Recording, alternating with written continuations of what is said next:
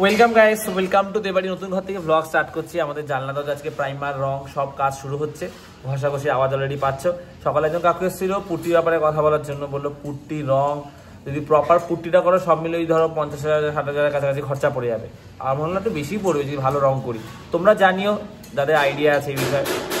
আর যদি সিমেন্টের ঘোড়া দিয়ে পুট্টি করি তাহলে বললো কম পড়বে। এবার প্রপার পুট্টিটাই আমার করার ইচ্ছা আছে, তবে কয়েকদিন পর, কারণ ঘর আরও শুকাবে, টানবে। তারপরে এখন হচ্ছে বাজারে যাবো পনির আনতে। মা বললো কি খাবি আজকে, একাদশী বাবা মায়ের, তাই মানে একটু পনির খাই। বোন বললো নিয়ে যা, রান্না করে দিচ্ছি। চলো গিয়ে নিয়ে আসি পনিরটা।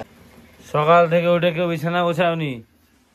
আর কি বলে সুরাজদা বলে একটা সুতির কাগজ দিতে, কাগজ না কাপড়, আর হচ্ছে কি একটা চেয়ার।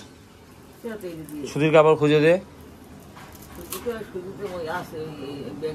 নাইটি। এই যে সুরাজদা ঘষাঘষি শুরু করেছে। প্রথমে নিচের দিকটা করেছে, এইগুলো পুরো সিমেন্ট লেগেছিল। তারপর চেয়ার এনে দিয়েছে, এখন উপরের দিকটা করছে আর কি। মইটা ছিল, মইটা কাকুরা নিয়ে গেছে। পুরো সিমেন্ট পড়ে গেছে, তখন প্লাস্টিক দিয়ে ঢাকা দিলে এরকম হতো না। ওই জন্য এটা দিয়ে ঘষে ঘষে তুলছে। সুরাজদা তোমার হাতে ওটার নাম কি ওই জিনিসটা? পেপার আছে, এটা দিয়ে তুলছে। আজকে ব্রেকফাস্টে চিড়ে মুড়ি কলা দিয়ে মাখিয়ে নিয়েছি, এটাই খাবো চিনি ছাড়া। কমলা লেবুটা একদম চিনির মতন মিশাই, দেখো একটা সাইডে ছোট কমলা লেবুর কোয়া হয়েছে, দারুণ খেতে। পনির 100 কেন, 50 টাকা দাও।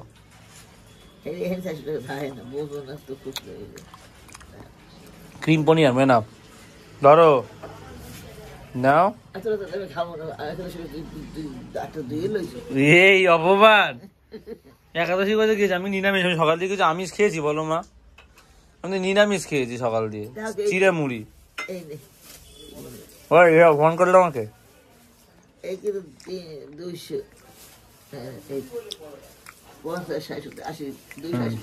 কি করতে আসে? ওনারা খেয়ে দেখো। হেভি না? আরে হেভি না মা, মাথা নাড়াও। হেঁটেই যাচ্ছি পনির আনতে, সাইকেল চালাতে একটু কষ্ট হচ্ছে। আর আমি বোরোলিন দিয়েছি, রানী গায়ে মাখে হাতে পায়। ওই বোরোলিনটা যে বোরোলিন আছে, আসল যে বোরোলিনটা, ওই মলমটার মতন অতটা স্ট্রং না। তো একটা মলম আমি কিনবো, কারণ বোরোলিনে গরম করে মা বলছে লাগালে বেশি ভালো। সব আনলি বলে গরম করে লাগা। তা মলম নিয়ে আসবো আছে ছোটো দেখে, ওটা লাগাবো, আশা করি টেনে যাবে। শীতকাল না টান ধরছে, ওটাই কষ্ট হচ্ছে। আর যাই বলুক শীতকাল বেস্ট। আর রোদ ঝলমলে দিন, সবসময় নীল আকাশ, কোনো বৃষ্টি নেই, রাস্তা প্যাচ প্যাচে ভাব নেই, মনের মতন খাওয়া দাওয়া করতে পারো, কষ্ট কম হয় পরিশ্রম করতে, বেস্ট। করে 28 টাকা 138 টাকা, 28 28 টাকারটা হচ্ছে গিয়ে 150 মতন দিয়ে দাও। এর আগে সবসময় এখান থেকে পনির নিলে ক্রিম পনিরটাই নিয়েছে। আমাদের ঘরে পনির কি আবার খুব একটা পছন্দ করে না বলে কম নেওয়া হয়। আজকে হচ্ছে কি ওই নর্মাল যে পনির ওটা নিয়ে দেখি ওটা কেমন খেতে। ক্রিম পনির তো এর আগে খেয়েছি, ওটা খুব ভালো খেতে। নর্মালটা দেখি কেমন। একটু আগে শীতকালে খাওয়া দাওয়ার কথা বলছিলাম। দেখো বেশিরভাগই শীতকালে সব গুড়ের মিষ্টি চোখে পড়বে। আর এই পাটিসাপটা জয়নগরের মোয়া, যেটা আমি একবার অরিজিনাল জয়নগরের মোয়াটা একবার খেয়েছিলাম, আমাকে এক বন্ধু কাবির এনে দিয়েছিল ওখান থেকে। তারপরে এটাও দুধ পুলি, এটা টেস্ট করে দেখি কেমন খেতে। এটা নরম ভাবটা ওটার থেকে একটু কম, ওটা ক্রিম পয়েন্টের নরম থাকে, সফট হয় বেশি, টেস্ট একটু বেশি। এটাও ভালো। আমার একার জন্য একটুখানি এনাফ, 150 গ্রাম আছে। কালকে পিসি বাড়িতে পনির খেলাম, পনির আমারও খুব একটা পছন্দ না, বেশ ভালো লেগেছে। আজকে পনিরের কথাটা মাথায় এসছে। ঘরে যদিও সিম্পল করে হবে, কালকে তো খেলাম অনেক রিচ খাবার দাবার, ওই জন্যই মাথায় এসছে পনিরের কথাটা। ঘর হচ্ছে কি আগে হোক, তারপরে 150 গ্রাম। আমি একটা ছোট টুকরো খেয়েছি এইটুখানি। কত নিচে শুধু? হ্যাঁ 42 টাকা 150 গ্রাম, 28 টাকা সব। ক্রিম পনিরটা আনি নি, নর্মাল টেনে দেখছি যে এবার কেমন হয়। না সবসময় খাই, এবার এটা খেয়ে দেখি এটা কেমন হবে। স্নান ঠান করে এসে খেতে বসে গেছি। এই খাবারটা দেখো, আলু সিদ্ধ, আমলকি সিদ্ধ, পেঁপে সিদ্ধ, করলা সব একসাথে মাখিয়ে নেবো। ভেন্ডিটা একটু আলাদা খাবো তেল দিয়ে, ভেন্ডি সিদ্ধ ভালো লাগে খেতে। আর এই হচ্ছে পনির, বোন রান্না করেছে, এটা তো আমি আজকে একাই খাবো। কি দেখো কিভাবে খাচ্ছে। এই যে ওনারা মিষ্টি এনেছিল কালকে, নলেন গুড়ের রসগোল্লা, সেই দিয়ে খাচ্ছে। তাড়াতাড়ি খায়, যদি কেউ খাইয়া দেয়। কে খাইবে? তারা আছে কোনো বাচ্চাদের মতন করে। মিষ্টিটা খুব ভালো খেতে। এটা হচ্ছে ঠিক তার পরের দিন সকালবেলা। কাল রাতের ব্লগটা কন্টিনিউ করা হয়নি, আমার একটু জ্বর এসে গেছিলো, টিউশন পড়াতে গেছিলাম তার মধ্যে, কারণ পরীক্ষা দ্বারা কালকে যেতাম না, আর এই ব্যথাটার জন্যই মনে হচ্ছে জ্বরটা এসছে। তো এখন একটু ঠিক আছে।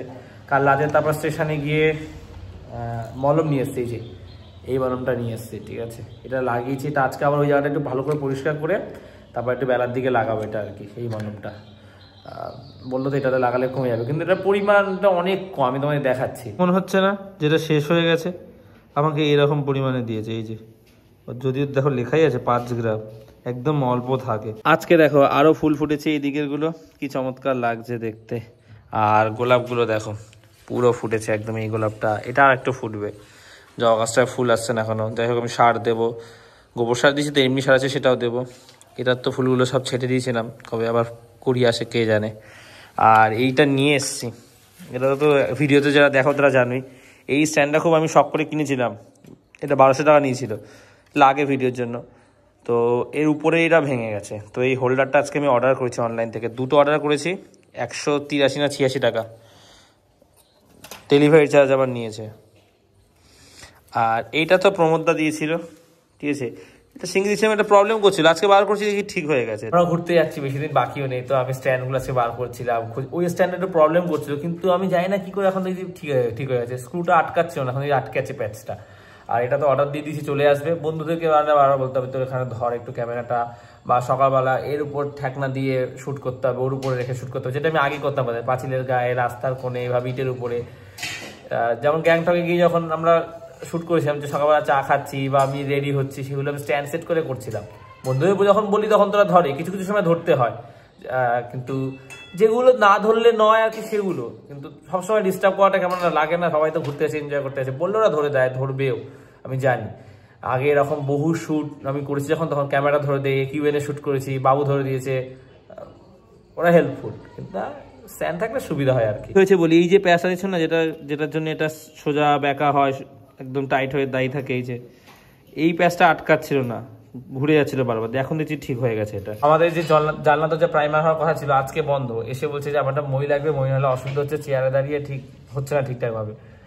আর ওই যে বাড়িতে আগে কাজ করছিল ওখানে মইটা আছে, 2-1টা কাজ একটু বাকি আছে, করে কালকে থেকে শুরু করে দেবে বলছে, এখন ঠিক আছে। আর এটার মধ্যে আমাদের বাড়িটা, পুরো বাড়িটা তৈরিতে কত ইট বালি সিমেন্ট লেগেছে সেটা হিসাব রয়েছে, আমি লিখে নিয়ে এসেছি। সেই কতটা ইট, কতটা বালি, কতটা সিমেন্ট লেগেছে সেটা আমি বলবো আজকে। যা আমাদের আইডিয়া দিয়েছিল সেটার থেকে অনেকটাই বেশি আর কি। তো শুধু ইট বালি সিমেন্ট আমি শেয়ার করবো, বাকি আরও রড লেগেছে, এই লেগেছে, সেই লেগেছে। তো ঘর বাড়ি তৈরি করতে গেলে যা তোমাকে আইডিয়া দেবে তার থেকে অনেকটা বেশি খরচা হয়, এইটাই বলে রাখলাম। যারা করেছে তারা জানে, তো আমি তোমাদের বলি, আমি হিসাব করেছি এখন বসে বসে, আশা করছি ঠিকই করেছি। একসঙ্গে অনেক লেখা ছিল, হাতের লেখা, পেঁচানো তাড়াতাড়ি করে লিখেছে। তো বাবু কাকু লিখেছে, বাবা লিখেছে, তো মনে হয় না মিস হয়েছে, হয়তো 5-10 বছর দিয়ে এদিক ওদিক হতে পারে। এই যা তোমায় দেখাই, ইট প্রথম দিন 200, তারপরে 1000, তারপর 1500, 2500, 1000, 500, 500, 500, 500, 500 এরকম করে মোট 9700 ইট লেগেছে। বালি 10 বস্তা, 50 বস্তা, 30, 20, 60, 100, এইভাবে মোট 648 বস্তা। আর এখানে সিমেন্ট, এটা হচ্ছে 123 বস্তা। মোটামুটি ধরি 6 বস্তা বালি বা 5 বস্তা বালির জন্য 1 বস্তা সিমেন্ট লাগে, ওই 600 কাছাকাছি হচ্ছে আর কি, মানে মোটামুটি ঠিকই আছে। তো এই ইট বালি সিমেন্ট আমাদের লেগেছে। আমাদের এত ইট তো বলেই না, আমাদের অনেক, মানে এর থেকে কম, 6000 বা 7000 ইট বলেছিল, সেখানে দেখো কত বেশি লেগে গেছে। বালিও এত বলেনি, বালিও 400 বস্তা মতন বলেছিল, এটা আরও কম বলেছিল। মানে টোটালে সব বেশি, আরও তো রয়েছে, শুধু ইট বালি সিমেন্টেরটাই আমি শেয়ার করলাম। যেটা বলছিলাম, তো অনেকটা দেরি হয়ে গেছে। ঘর ভেবেছিলাম 3-4 মাসে তৈরি হয়ে যাবে, তারপরে জল দেওয়ারে ওই ব্যাপারগুলো তত আইডিয়া ছিল না, তারপরে সেটাকে শুকাতে দেওয়া, শীতকালে শুকাতে সময় লাগছে। যেমন দেখো আস্তে আস্তে শুকাচ্ছে, এদিকে পরের দিকে যেগুলো শীতের দিকে কাজ হয়েছে সেগুলোতে জল দিয়েছি, টানতে সময় লাগছে।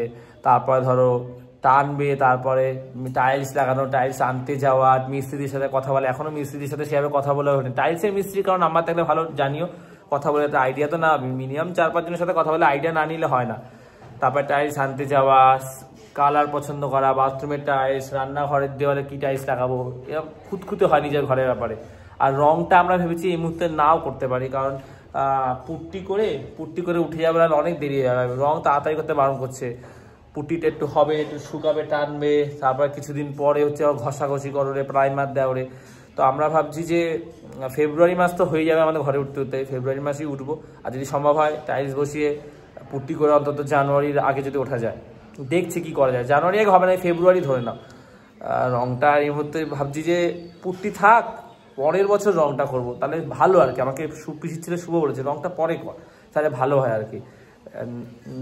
ড্যাম্পের একটা সম্ভাবনা থাকে, বলছে বৃষ্টি হবে, বাইরে জল খাবে, তো পুট্টি করে থাক ঘরে ওঠ, নাহলে এরকম তো ওঠা খুব চাপ, তো পরে রং করবো, দেখা যাক কি হয়, এটাই ভেবেছি আর কি। দেখো এই ওয়ালটার কথা দেখো, এটা তো পরের দিকে শীতকালের দিকে একদম হয়েছে। দেখো জল টেনেছি তো, দেখো জলগুলো টানতে শুকাতে আস্তে আস্তে সময় লাগছে, পুরো শুকাচ্ছে না, কিন্তু যেগুলো একটু আগে হয়েছে, তবে এই ঘরটা শুকিয়ে গেছে, তবে পুরোপুরি শুকায়নি। কিছু কিছু জায়গায় দেখো ছোপ ছোপ ছোপ ছোপ আছে, ভিজা ভিজা ভাব একটা, এই যে এগুলো টানতে সময় লাগছে আর কি শীতকাল বলে। দেখা যাক কি করি, আগে আপাতত টাইলসটা বসাই, তারপরে পুটিটা করি, গ্রিলটা রং হোক। গ্রিলে সিলভার কালারটা ভালো লাগবে না ঘিয়ে কালার হালকা যেটা হয় সাদার মধ্যে, সেটা ভালো লাগবে, সেটা আমরা জানি। যাই হোক, ব্লগটা শেষ করছি। ব্লগগুলো আরও ইন্টারেস্টিং হবে, আমি চেষ্টা তো আমার দিক থেকে করছি। ডেইলি লাইফস্টাইল ব্লগটা আগে যেরকম আমাদের এই ঘরে হতো, এইখানে এসে সেরকম হচ্ছে না আর কি ব্লগগুলো। বাবা কাজে বেরিয়ে যাচ্ছে, ঘর নেই, একটা মন মেজাজের ব্যাপার থাকে। যাই হোক, রানীর শরীর খারাপ, আমি একা যতটা পারছি আমাদের দিয়ে করছি। ধরো একা ঘুরতে এলাম, সায়েন্স সিটিতে করলাম, কেউ থাকলে একটা গল্প হয়, ইন্টারেস্ট লাগে দেখতে আর কি। তো আমি আমার মতো যতটা পারছি করছি, আমি হাল ছাড়বো না। এই চ্যানেলটা আমি অনেক কষ্ট করে এই জায়গায় আমি প্রথমে শুরু করেছিলাম, তো আমার ফ্যামিলির লোকদের হেল্প করেছে, কিন্তু হাল ছাড়া কোনো প্রশ্নই হয় না। আস্তে আস্তে আরও ইন্টারেস্টিং হবে, ভিউ তো কম বেশি হয়েই থাকে, তোমাদের সাপোর্ট রয়েছে, ভালোবাসা রয়েছে, মজার মজার ভ্লগ আরও বানাবো। তো ভ্লগটা শেষ করছি এখানে। ভ্লগটা ভালো লাগলে লাইক করে দিও, আর দেবাইতে প্রথমবার সেটা সাবস্ক্রাইব করে দিও। তো আজ এতটাই, আবার কাল কথা হচ্ছে, চলো টাটা।